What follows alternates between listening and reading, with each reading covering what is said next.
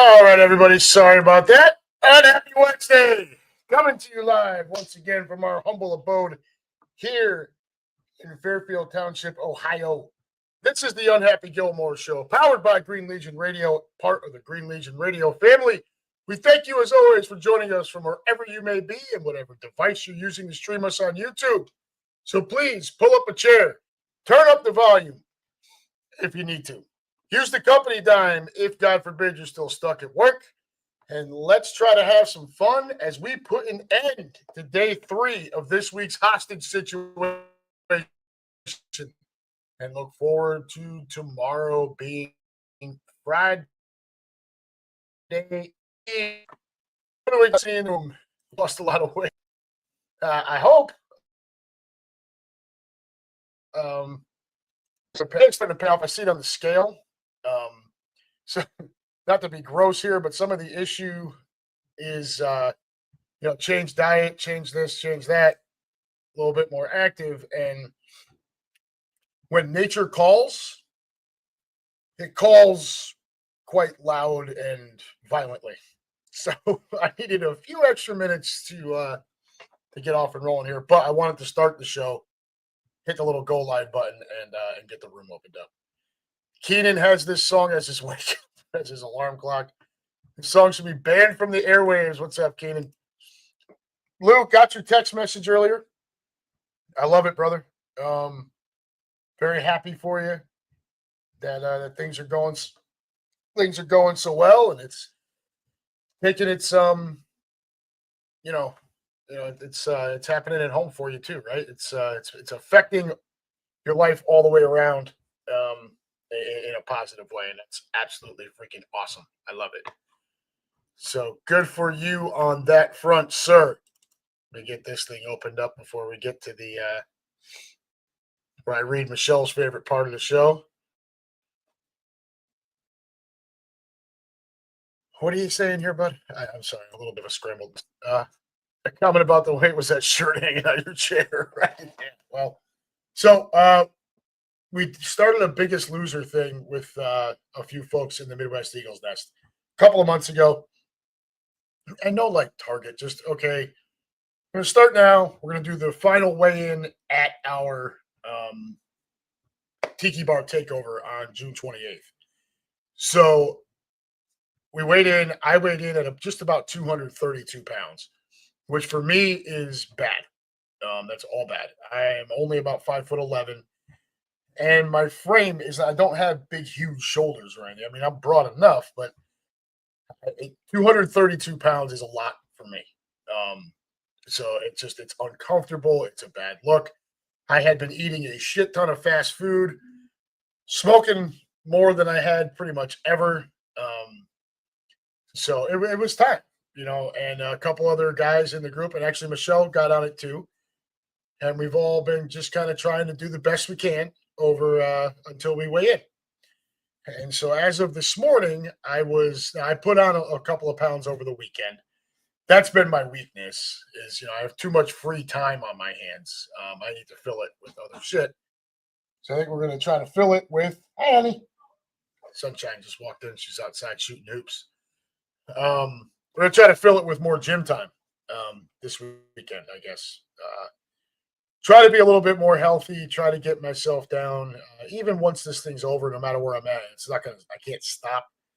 I've had a bad habit over the years of, being able to get in better shape, being able to lose a bunch of weight, but maintaining it has been the problem. The football season will come and I fall off the wagon again, right? And I'm just, and not even so much with beer, but just the food and everything. I mean, it's Sunday. It's football. You want to have a cheesesteak. You want to have some wings. You want to have a bunch of beers. Well, probably got to reel that in a little bit going forward. I'm 46. I know, Keenan, Lou, I get it. Still young and all that. But it's not young anymore. So it's time to see if I can lose this weight and maintain it. Liam has been great for me. Holding me accountable. Most days I come home from work, I come inside, I change, I pick up Liam, we go pick up his friend Jackson, and we all head to the gym together. Today being different, got the show, so start at 5:30, we'll be done at 6:30, then we'll grab up and we'll head over to the gym for an hour and a half. And that's really all it takes. But more like an hour and a half. Get about 40, 45 minutes of weights, and then a half hour to 45 minutes of cardio.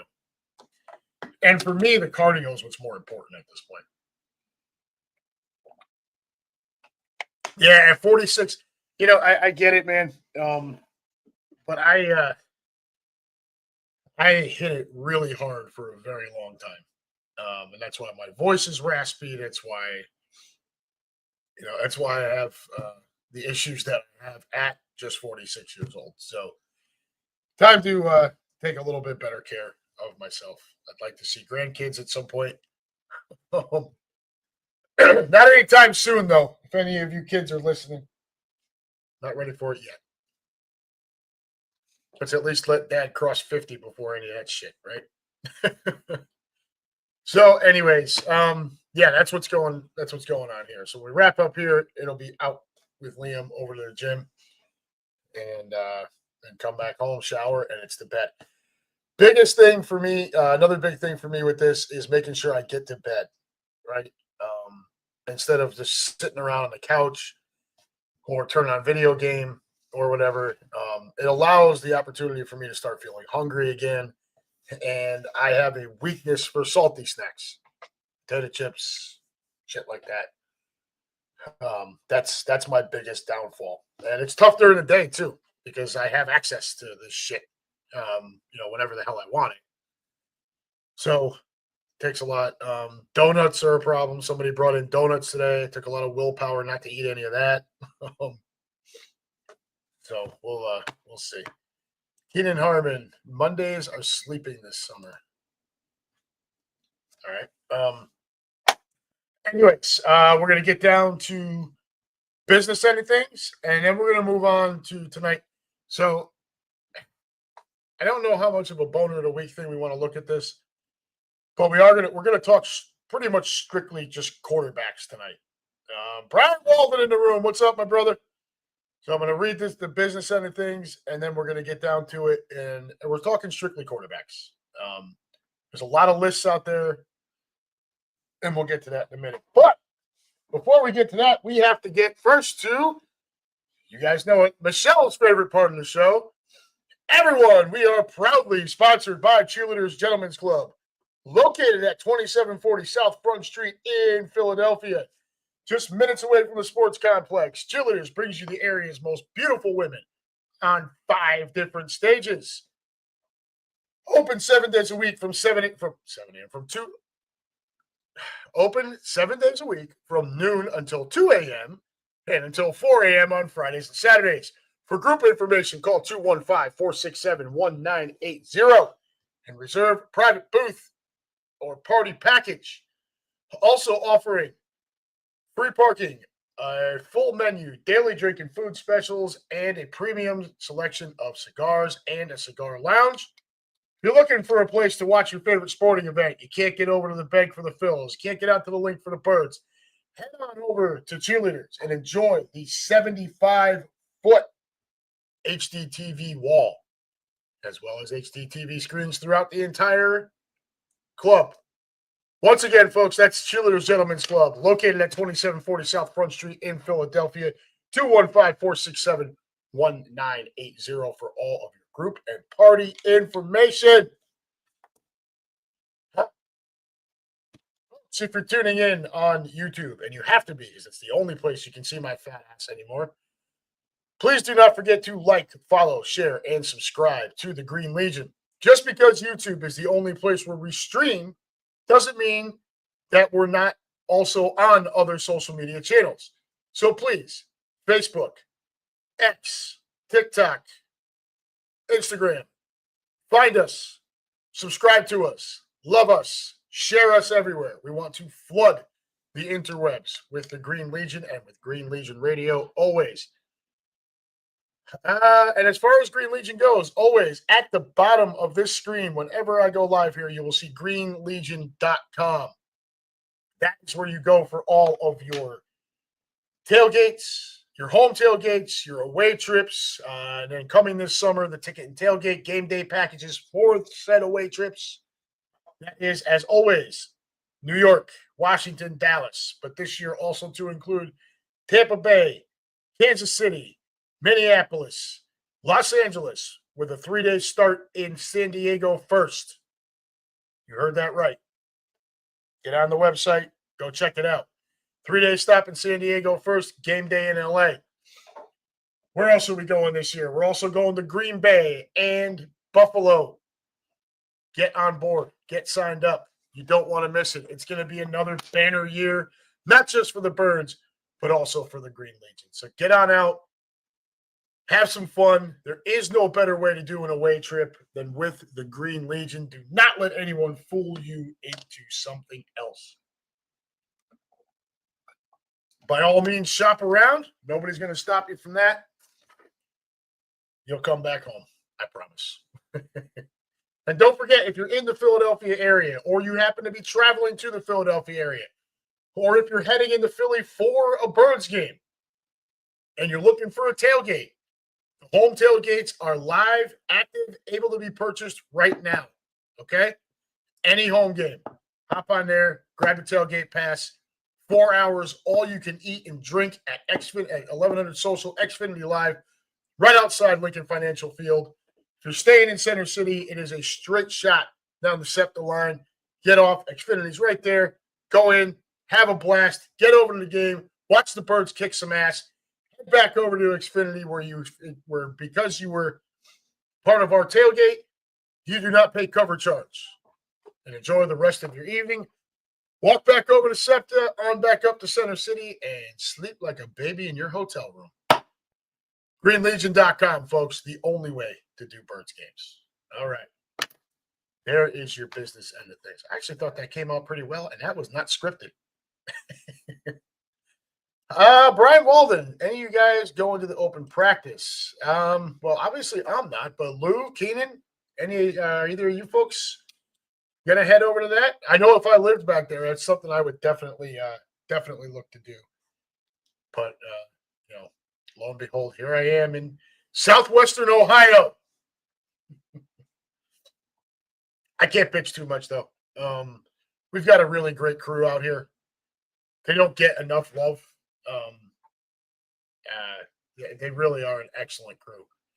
We have a core group of just our regular crew.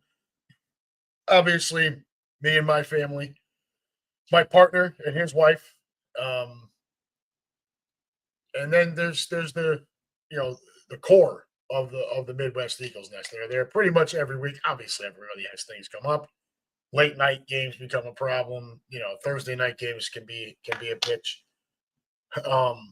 But for the most part, that core is there week in and week out every year. And they don't get enough credit for what they've done to support, to advertise, to recruit.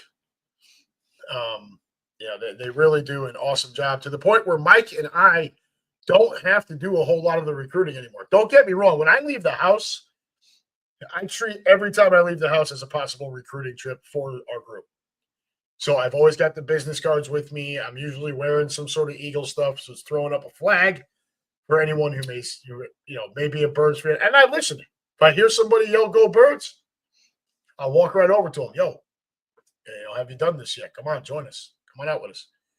But I don't have to go on social media hounding and scouring through tons of threads of posts on all kinds of Facebook Birds groups looking for people who live in Ohio and asking them what part of Ohio, hoping they respond and say the Cincinnati area so I can tell them about us. Our group pretty much handles it now. And we've got people in Kentucky all the way out to like Anderson Township and Batavia and as far north up into Dayton. We are spread out pretty wide. It's a few hours of swath that we've taken over. So the name Midwest Eagles Nest has really, it's become kind of a thing. At first, I toyed with the idea of either Midwest Eagles Nest or calling it Cincinnati. Was Mike and I asked him, I said, "What do you think?" And he wanted to go Midwest Eagles Nest because he felt like Cincinnati kind of pigeonholed us just into Cincinnati. And he was right. So we went Midwest Eagles Nest, and there we go. What I can tell you is we are going to launch our own kind of podcast thing at some point. I've talked about it a bunch, and we've not really done it yet, but it is going to happen. That is likely to be called Cincinnati. And one of the first things we're probably going to do is we're going to go to all the local places around here that claim they serve real Philadelphia cheesesteaks. And we're going to give them the Portnoy treatment. Now, me personally, I can't go order a cheesesteak and just take one bite. So, that goes out the window. But we're going to give them somewhat that sort of treatment. We're going to go check them out. We're going to rate them. We're going to do all that stuff. And we're going to record it. And we're going to have fun with it. So, sometime over the summer, I'm hoping Cincinnati launches here in the Southwest Ohio area. All right, let's get down to it here. It's we've been on here for about 20 minutes. I've done nothing but babble, basically. So I teased the show talking about Boner of the Week and quarterbacks. I mean, look, do you want to keep it themed? I I think Aaron Rodgers should have retired. This is my personal opinion. All right, I want you guys to chime in here.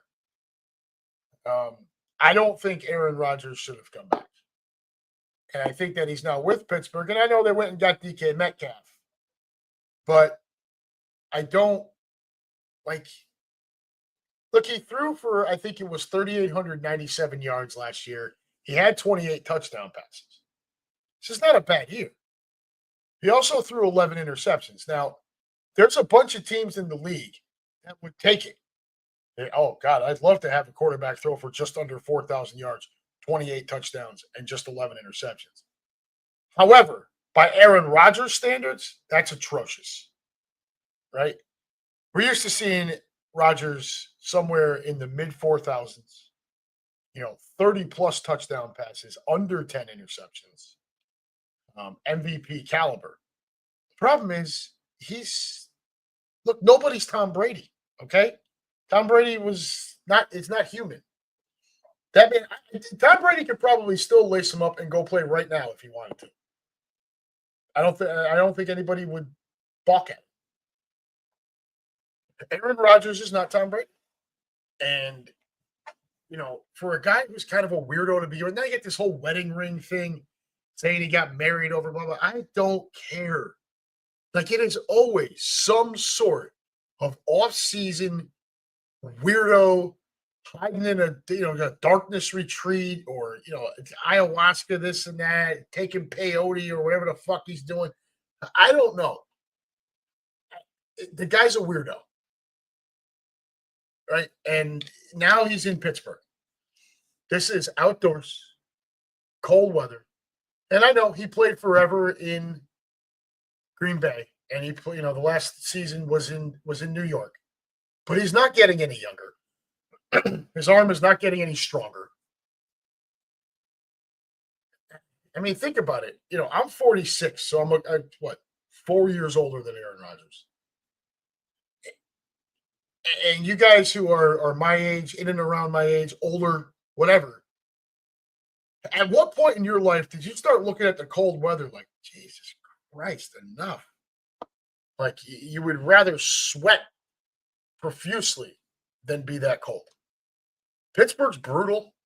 Outdoor weather. It's a tough city. It's a really tough division. Baltimore, obviously the cream of the crop in that division.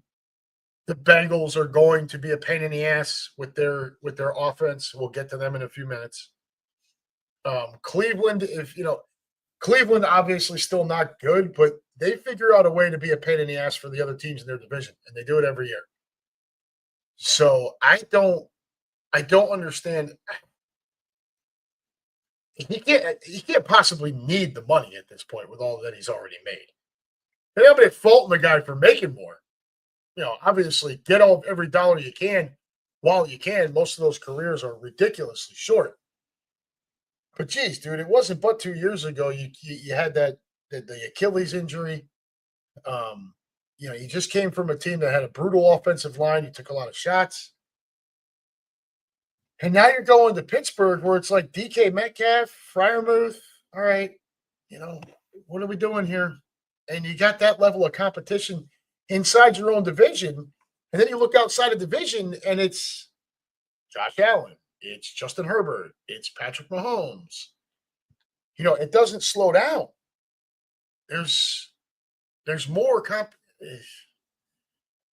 I don't know. So I hesitate to really call it boner of the week. I mean, the guy's still making, what is it, 19 million or something like that he's making this year. So you can't really knock him too much, but boy, he's really running the risk of looking really, really bad on his way. When he really had the opportunity to, finish up in Green Bay and just coast on into the sunset.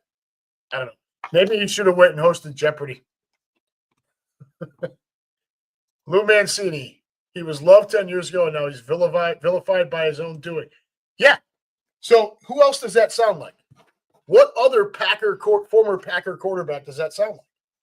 Brett Favre was this way. I loved watching Brett Favre play football, okay? Hated it when we'd have to play against him, got it. But, as a football fan, he was tough. He was fun to watch. He was a gunslinger.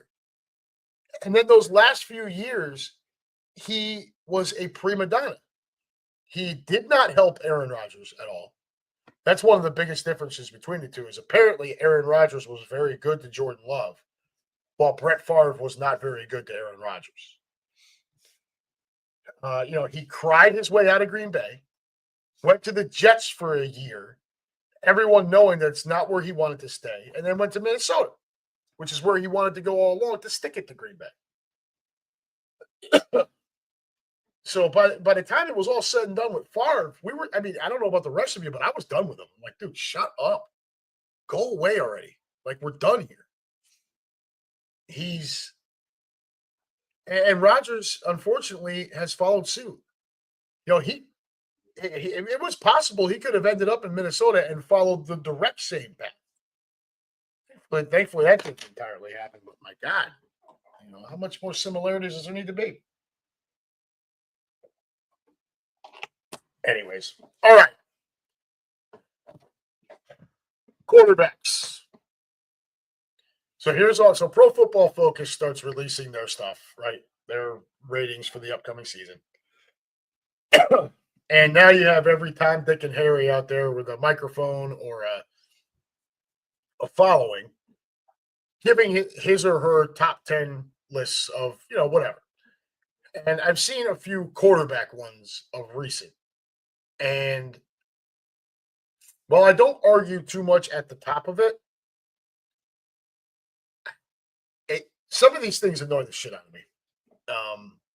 And I'm going to get into it here. Listen, if you want to tell me that when you start your top 10 of current quarterbacks, I'm not talking about all time. We can do all time another day. No problem. But if you want to tell me that you're going to say, okay, I'm going to list the top 10 quarterbacks in the league right now, based on what I believe, what I think, and you tell me that you're going to start that list with Patrick Mahomes, I will not argue with you. Okay, he has 3 Super Bowls. He's got multiple Super Bowl MVPs. He's got multiple league MVPs. I get it. I understand. If you would like to tell me that your number 2 and 3, in any order you want to put them in, really the top 3 in any order you want to put them in, being Mahomes, Jackson, and Josh Allen, I will not argue with you. I won't. If you're just looking at it from a talent perspective, okay? Josh Allen's a freak of nature. He's 6'5", 230, 40 pounds, whatever. Runs like a deer, has a freaking cannon for an arm, has only gotten more accurate as the years have gone by, even without Stephon Diggs. Just why he won the MVP over Lamar Jackson last year. It was Josh and the Allenettes on offense. An honorable mention to Cook, the running back. But, other than that, it was just the Josh Allen show. So he's a freak of nature. Lamar Jackson, I was one of the guys that didn't think he was going to amount to much as a quarterback, okay, when he was coming out of Louisville. Now, I wasn't going so far as to say he should move to wide receiver, like a lot of the talk was. But I just didn't I thought his ceiling was like a league average, maybe a little above average quarterback. Ceiling, right? I was wrong. I was dead wrong. This guy, the people out there who are saying that he should have won the MVP award again last year, I won't argue with you either. But for the fact that he also had Derrick Henry standing next to him in the backfield. Lamar Jackson accounted for about 5,000 total yards last year between passing and rushing. I think it's 45 touchdowns and like 11 turnovers, something like that. It's some outlandish number. Again, just the speed and his throwing motion it's not traditional. So you want it to fail, right? It looks like it shouldn't. Not that you want it to fail. It looks like it shouldn't work because he just kind of it's just odd, but it works, right? And he's got good tight ends, and Zay Flowers is a burgeoning superstar wide receiver. He does have Derrick Henry in the backfield now, which is going to continue to be a problem as long as those two are standing next to each other back there. So if you want to tell me in any order, 1, 2, and 3, those 3 guys, I'm okay with it. Generally speaking, that's what you'll hear. Some combination of that. Most people will put Mahomes first just because of all of the accolades he's already collected, right? For as great as Allen and Jackson have been, it's been regular season great. They have folded it now. Jackson more than Allen. Neither of them have been able to beat Mahomes. Okay, let's just put it that way. They have not been able to beat Patrick. Kind of one of the reasons why you still probably need to put Patrick ahead of both of them. Neither of them can beat him on the game's biggest stages, right? Playoffs. That 4th spot is most people will give you Mahomes, Jackson, Allen, Mahomes, Allen, Jackson, Jackson, Mahomes, Allen, some combination of those 3 at the top. The 4th spot, generally speaking, has gone to Joe Burrow. Okay? Now, if you want to look at just passing, throwing of the football, I will not argue with you. Joe Burrow may be the best passer. Just pure throwing the ball. That's it. In football. Okay. He does not have the biggest arm. I get it. He's not Josh Allen out there. But his arm is solid enough, and he is outlandishly accurate. He's not incredibly mobile, but he is mobile within the pocket, buying himself more time for his 2 elite receivers to get open. And their elite pass catching tight end in Gesicki now. So we're going to have a problem with this come this year, though. Okay. And here's where the rant comes in. And it says, I live in the Cincinnati area. Okay. This is not just Burrow related, Lou. This is Bengals related. There is some bad blood between the Bengals organization and the city now. All right. The Bengals want upgraded stadium. I don't blame them. Anybody who's been to this stadium here, it will tell you it's a shithole. All right. If I was a taxpayer in Hamilton County, which thank God I'm not, I would be furious the fact that some of my hard-earned money went to that dump, because it is a dump. They need a new stadium. Or at least massive renovations to the one they already have. The ownership group is terrible. Okay? Pro Football Focus just released its rankings for offensive line. The Bengals are rated the worst by Pro Football Focus, rated the Bengals the worst offensive line in football going into the 2025 season. Now you get to couple that with a defense that is non-existent. They do not have a defense to speak of. Okay? They still have not signed their first round draft pick, Shamar Stewart. And he's asking for basically what he should ask for on any, by any standard. But the Bengals haven't given it to him. Why? Because this is what the Bengals do. They also have done nothing with Trey Hendrickson, who, by the way, has the most sacks in the league over the last 3 years, had the most sacks in the league last year, was Defensive Player of the Year runner-up. You could have made the argument he should have won it. He wants a pay increase. They don't have to give it to him, so they're not going to. Or if they do, I don't know what else they're going to do. They just let go of a linebacker that's been there for a while. It is an epic shit show in Cincinnati. And Joe Burrow, who for as great as he is as a passer, has not been the epitome of health over the course of his career. Let's put it that way, right? 2021 and 2022, he plays 16 games, starts all 16. Got 2 big years. Over those 2 seasons, he throws for 9,000 yards, 69 touchdowns versus 26 interceptions. Massive. This past year, plays in and starts all 17 games, right?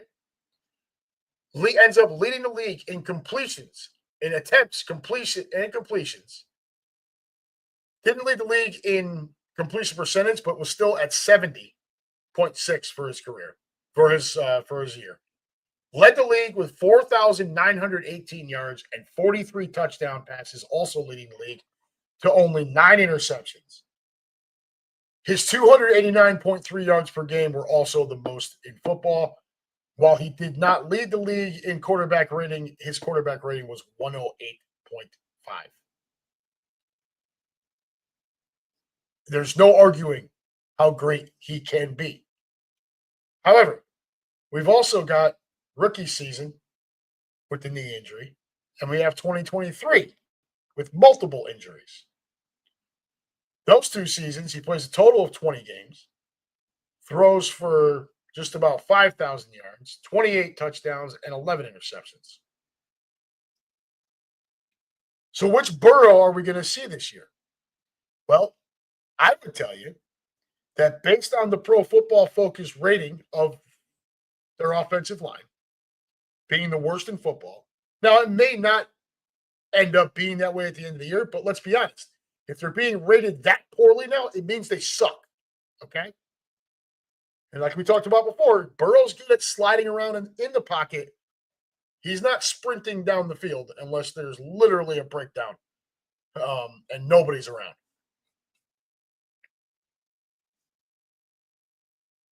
So what's going to happen? He's also got no defense. So his defense is going to get lit up like a Christmas tree, which means what? Which means the Bengals have to throw the ball more, which means what? Which means Burrow's sitting there like a sitting duck with that shitty offensive line over and over and over again. He was healthy all of last year, but conventional wisdom would tell you that coupled with a piss-poor defense and a piss-poor offensive line, the amount of attempts he's going to have to make from the pocket this upcoming season, and the fact that he was healthy all of last year, it would tell you that he probably takes an injury this year. Hopefully not severe for his sake, but the trend would be there that this would be a season in which he would miss some time. I would tell you, I would go so far as to, if there was a site out there that showed me over-under on Joe Burrow's games played this year, and that number was at 11-ish, I would probably take the under and roll the dice. Let me tell you something else about Joe Burrow and this Bengals front office. So they re-signed, obviously Burrow has his contract. This offseason, they paid Jamar Chase and T. Higgins, okay? Jamar Chase won the Triple Crown for receivers last year. That is where he led the entire NFL in receptions, yards, and receiving touchdowns. Clean sweep. Over the course of his career, short career to this point, Jamar Chase 100% belongs in the argument of top 3 wide receiver in football. Statistically speaking, he was the best last year. He also has Joe Burrow healthy for a full year throwing the football. If Justin Jefferson has a healthy Joe Burrow throwing the football, I don't even want to know what the hell kind of numbers that maniac can put up. But the Bengals have desperate needs on defense with their offensive line, right? We just talked about it. Everyone knows it. Pro Football Focus knows it. So if I've got Joe Burrow and I've got Jamar Chase, you're not going to break that duo up, right? They were college roommates, that whole 2019 LSU team, yada, yada, yada. But why do you have to re-sign T. Higgins? If Joe Burrow is what everyone thinks he is, what in his healthy seasons he has proven to be, then why the hell do I need my top receiver to be, statistically the best in football coming in this year, and my number 2 guy being probably a low-end wide receiver 1 on any other team in football. If I've got Joe Burrow, shouldn't I be able to draft a number 2 wide receiver that's a more traditional 2? And my offense really shouldn't get hurt that bad because I've got Joe Burrow, right? And I still got Jamar Chase. Shouldn't that be the way that works? Shouldn't the Bengals have instead traded T. Higgins, gotten some capital back, saved the money on that fucking contract, and been able to pay a few other dudes? A la like the Yankees did when they didn't pay, when Soto chose to go to the Mets. The Yankees are proving that the sum of all the parts might end up, probably was the better move for the Yankees. Soto was the better move for the Mets. But they're the Mets. So why, if Joe Burrow is this otherworldly quarterback, where he's the best passer in football. Now, I happen to agree that he is. But you hear about it all the time. Good Lord, you go say a bad word about Joe Burrow fucking anywhere in this area, and they are trying to attack you like you wore a San Francisco Giants jersey to goddamn Dodger Stadium. Look, I get it. He's uber talented. Jamar Chase is a freak as well. But why did you not trade T. Higgins? So I asked that question to people, and they have the nerve to come back and tell me, well, you have to keep the three amigos together. What? Why do you have to do that? If Joe Burrow, because my friends out here know I'm a Birds fan, so we talk Jalen Hurts versus Joe Burrow. And if I even mention it, it's no. Jalen Hurts isn't in Joe Burrow's class. Okay. And part of what they say to me have the nerve to say to me is, well, he's got A.J. Brown and Devontae Smith. All right, well, Joe Burrow's got Jamar Chase and T. Higgins. What's the fucking deal here? You don't get to have your cake and eat it too. Is Joe Burrow that guy? Or is he that guy because he's also got these 2 wide receivers? Because let's be honest, Birds fans, Jalen Hurts, while he has progressed significantly as a passer, let's not act like A.J. Brown and Devontae Smith aren't a huge part of that. The truth is what it is. Jalen Hurts does not have a huge arm, right? He still struggles with the middle of the field. Outside the numbers, he's fucking amazing. But he still struggles with the middle of the field. But these are the types of things that I have to hear from these knuckleheads out here, and it pisses me off. You don't get to have it both ways. If Jalen Hurts is this good only because he has these wide receivers, but Joe Burrow made Jamar Chase and T. Higgins? Come on, man. Now, I'm not trying to say it's completely the other way around, but it's obviously somewhere in the middle, right? Can we be at least a little honest with ourselves out here? A little bit? Just a little bit? No? Can't do that? Piss me off? So fine. You want to rank Joe Burrow 4th? You go right ahead. And most intelligent people that I talk to will put Jalen Hurts 5th right now. Now, here's the fun part. And this is where it becomes very fun for me. Joe Burrow was able to go beat Patrick Mahomes in Arrowhead in an AFC Championship game. However, since then, the Chiefs have pretty much handled the Bengals. Josh Allen can't beat Patrick Mahomes in the playoffs. Can't do it. Hasn't been able to do it to this point. Neither has Lamar Jackson. For all of their talents, those 2 guys can't do it, and Burrow, it's not consistent. However, Jalen Hurts has matched up against Patrick Mahomes 3 times in their careers. Twice in the Super Bowl, once in Kansas City. It'll be a 4th time come week 2 of this season. Again, in Kansas City. Can't get that game in Philly, right? Fuckers. Anyways, in those 3 games, Jalen Hurts is 2-1. And for all intents and purposes, has not only achieved a winning record against Patrick Mahomes, twice on a neutral. Remember, none of these games are in Philadelphia. Twice on the neutral site Super Bowl. Once in Kansas City. For 1-1 in the Super Bowl and 1-0 in Kansas City.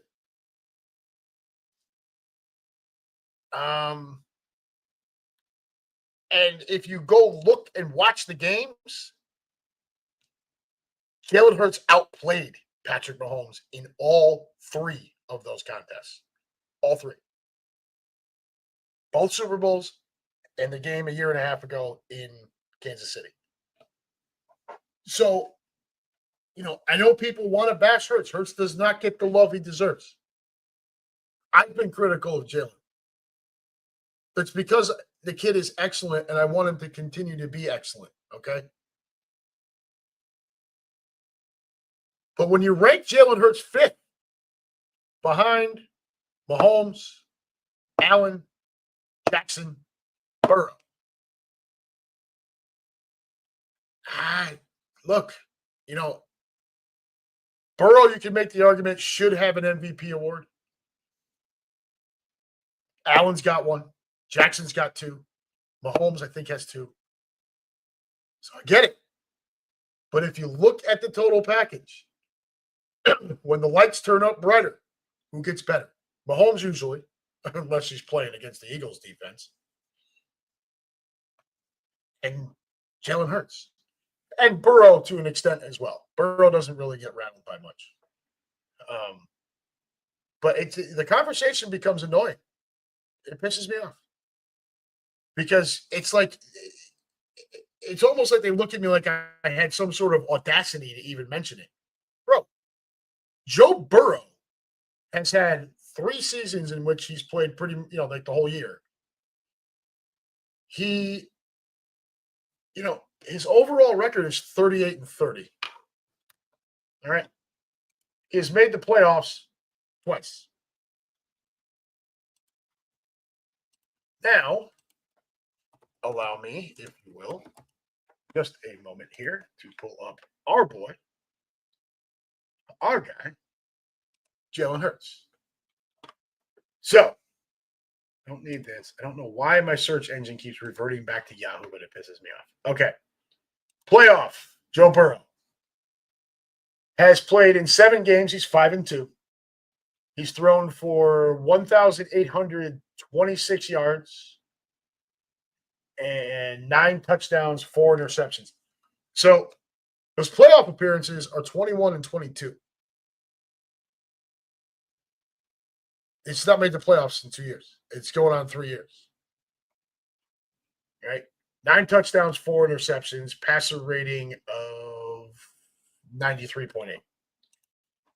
Jalen Hurts in the playoffs has been in the playoffs all 4 years that he's been a starter.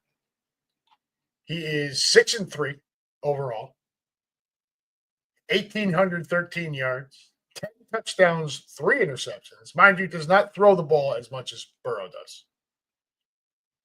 Quarterback rating of 95.4.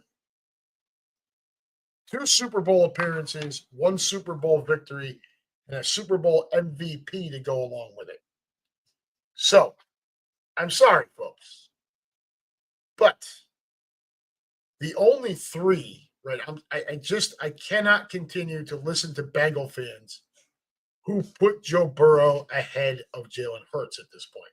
I understand the gaudy passing numbers. Jalen Hurts has gaudy rushing touchdowns. You want to call him a freaking merchant with the tush push and all that stuff? Fine. It still doesn't change the fact that these are things that he does well. Okay? All right? It's a different offense. Could Joe Burrow, if Jalen Hurts had to throw the ball, how many times did they say Burrow threw it last year? If Jalen Hurts had to throw the ball 652 times over a 17-game season, I mean, that's 38 attempts a game. That is not a recipe for victory for us, okay? Recipe for victory for us is him capping out somewhere around 25 to go along with about 10 to 15 rushing attempts. That is Jalen Hurts. That's where he's most effective. That's where he's dynamic. That's where he leads our team to victory. I'm sorry. As it stands right now, if you want to put Jackson, Allen, and Mahomes ahead of Jalen, fine. But I will not listen to any more Joe Burrow ahead of Jalen Hurts. Not right now. Not until Joe Burrow starts to do a little bit more playoff-wise. And I get it. He can't play defense. I understand. That part's not his fault. I totally understand. But it's also not Jalen Hurts' fault. His defense is excellent and well coached. Okay? But let's also keep in mind, Jalen Hurts has had a different offensive coordinator. I believe is it every year since like his freshman year in college or something like that. Joe Burrow has not had to deal with that. So I'm sorry.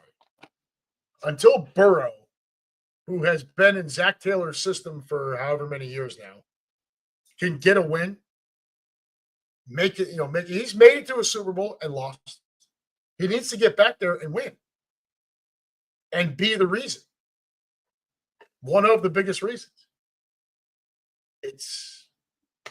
Keenan, thank you very much. Every year since that freshman year of college, I was pretty sure that Jalen Hurts has had to deal with a different OC. That's a different offensive scheme every single season for him. At what point?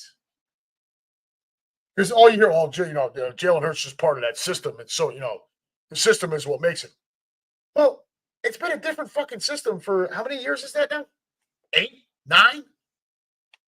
And he's always excelled. So maybe, just maybe, you knuckleheads, maybe Jalen Hurts is the system. Ever think about it that way? I think it's legit. Now, the one caveat I will throw in, and this is something that I didn't bash Lamar Jackson for, but I did call it out in the fact that he's got Derrick Henry. This past year, Jalen had Saquon Barkley, who I think we all know now. In case you weren't aware before, and I will gladly sit here on my pedestal, on my soapbox, tell you all I told you so, even though I am not usually an I told you so guy. Saquon Barkley is the most talented running back in football. Henry's too. Henry's a one-trick pony, right? He gets going and he's almost impossible to bring down. Saquon can beat you every which way but loose, man. He can juke you out of your shoes. Obviously, we all know that crazy backwards jump, spin moves, but he's also 230 pounds and squats 600. So unless you're a defensive lineman or a pretty healthy sized linebacker, you're not exactly squaring up and thinking you're going to take him down upper body, or he is just going to run you clean over. As I forget who it was on the Giants last year, found out that he screwed around and found out. Saquon kind of stuttered for a second and then lowered his shoulder and just crushed him. He also catches passes out of the backfield. I mean, Saquon Barkley is the running back in football. The running back. But this was a quarterback discussion. So, for me, I won't argue with you with Mahomes, Jackson, and Allen at the top. I won't. I would move Jalen up. Coming into this year, Jalen would be number one for me. He's the Super Bowl champ. He's the Super Bowl MVP. Just did that to Mahomes. Tough shit. But overall, you want to put Jackson, Allen, and Mahomes ahead of him? Fine. But number 4 has to be Jalen Hurts at this point. You can put Burrow 5.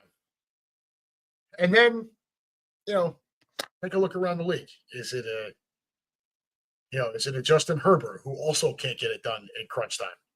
Is it guys like that? I will tell you as we go to close the show here, Keenan, what's that?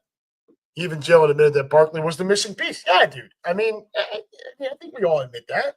Right? There's nothing wrong with that. But Jalen Hurts continues to deliver in big spots, and there's no way around it. So as we go to close out here, I am going to call out one more quarterback, and this is going to be an "I told you so" moment. You guys that are in the room right now, and it's a small number, and you guys are always with me. You guys know that pretty much the entire time that we've been here doing this show, and you are a huge part of this, I have been calling out Trevor Lawrence, aka Sunshine, aka Hanson twin. Bop your way into Jacksonville. I am sorry, but for me, that ship has sailed. He has had more than enough time. And all the excuses you keep hearing for him. Oh, well, Urban Meyer was a disaster. Yeah, it was. A complete disaster. Yeah. So we give that year a pass. Oh, well, he was hurt last year. Okay. Whose fucking problem is that?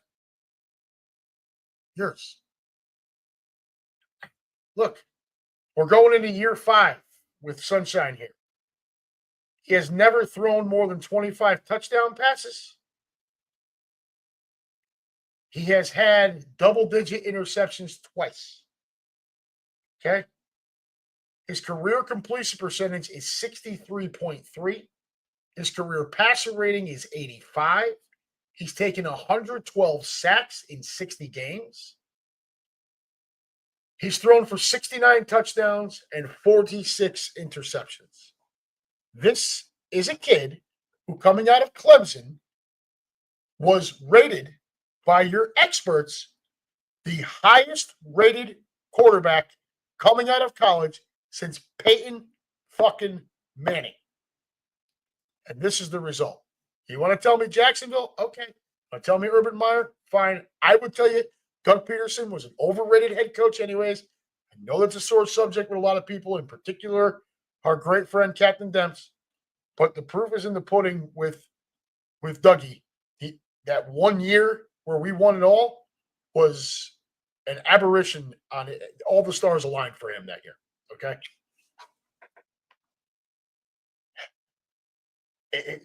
A 3.4 to 3.4 touchdown percentage, 2.3 interception percentage. Look, all of these things are problems. I understand. Urban Meyer was bad. Jacksonville's, kind of run shitty. Dougie P wasn't what everybody thought he was. But at some point, when you are touted as this guy, you've got to overcome some of this shit. He's not been able to do it. Made the playoffs the 1 year. Right? Is it just the 1 year? Yeah. 1 year. Had the huge comeback win against, lo and behold, Justin Herbert, who's also banging on the door of bust. Well, not bust, but like lack of playoff success. But the 1 year, he's 1-1, 5 touchdowns, 5 interceptions. Look, I'm sorry. And that was until CJ Stroud and the Houston Texans became what they've been the last 2 years. That was probably the most winnable division in football, along with the NFC South. And you can't get them over the hump. So, you want to call it unfair? Well, I'm sorry, but quarterbacks wear that win-loss record. Coach and quarterback, right? Quarterbacks get the highest contract. Spotlight's always on the quarterback. Quarterback always gets all the accolades. Quarterback can eat the shit sandwich too. And this kid has a tray full of them. So there you go. What is this? Keenan, Sunshine going to hit you with a karate chop. Lou, he's a bust. He is. I think he's a bust. Total bust. Now, he may get out of Jacksonville and go figure it out somewhere else, but I don't think so. Anyways, folks, that's going to wrap it up here tonight. The heart of the order stuff is on pause right now. It's Lou Dominguez has been working a little bit later, and his beloved Florida Panthers are in the Stanley Cup Finals. So, his nights are, on the nights when he's not doing shows promoting 305 sports travel and all of that, he's got the Stanley Cup Finals to take care of. So, and we really can't do the show without being the three of us. I mean, we could, but it needs to be the three of us. So we'll get back to that just as soon as everybody's got the availability. I will be here for you every week. We'll be back again next week. Maybe Hardly Order, maybe just Unhappy Gilmore, maybe both. We don't know. But until then, folks, I want you to have a great rest of your week. Enjoy the upcoming weekend, the upcoming Father's Day weekend, all right? It's going to be another special weekend here for me. This is my last Father's Day with Grady living at home. So, again, these are all kind of, it's all everything this year from the start of it's all the last time stuff, basically from Labor Day of last year to the end of August this year, this is it. With him in the house anyways. And it's not like he'll never be around, but we're just trying to make him special. So enjoy the upcoming weekend for all you dads out there. If your dads are still around and you have the good relationship with them, give them a shout, give them a hug, give them a call, talk a little sports with them. Otherwise, folks, enjoy the upcoming weekend. Don't do anything I wouldn't do. Remember, that judge is not back in until Monday. And as always, go Birds.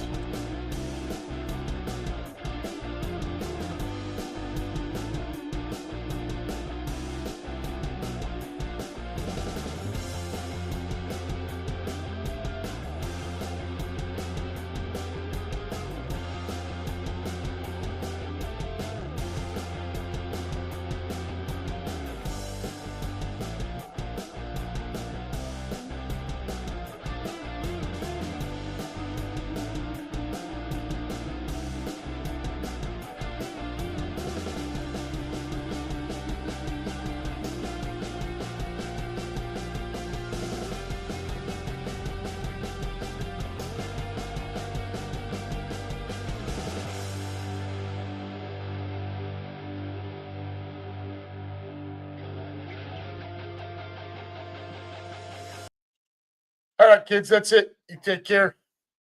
We love you.